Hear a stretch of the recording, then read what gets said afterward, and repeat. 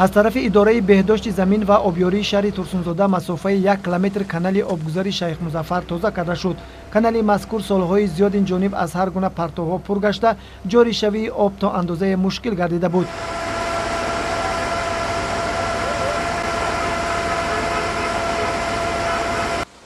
کانال شیخ مظفر از مرکز شهر ترسونزاده می‌گذرد و نظر هر یک بیننده و مهمانان به پرتوهای داخلی کانال می‌رسد که به شأن و شرف شهرداری ما ارزنده نیست.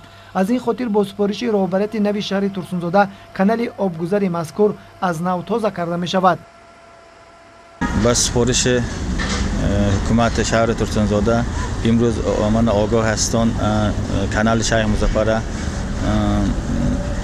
تازه کنی ما سر کردیم. البته 1 کیلومتر ما تازه کردیم.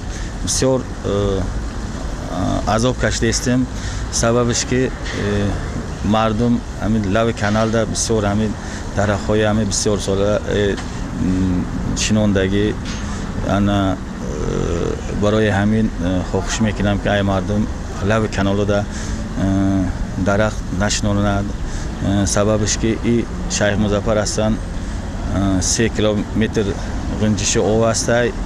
درازش اصلا 12 کیلومتر است و اون خصوص که قریب 1,500 هکتار زمین آبیاری تامین میکند.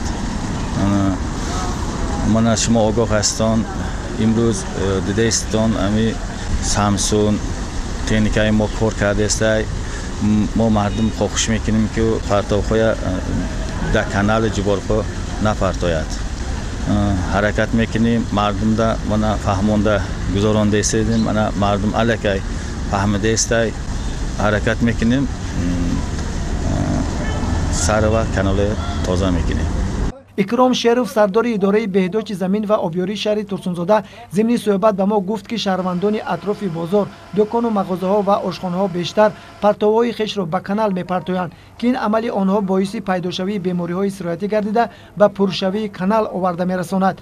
باید هر یک شهروند شهر ترسونزاده با مسئولیت بلند در سمت 10 ساله بین المللی عمل آب برای رشد استوار برای سالهای 2018-2028 بی‌طرفی نکرده برای تازگی آب کانال و دریاها حصه گذار باشند، زیرا آب منبع حیات است.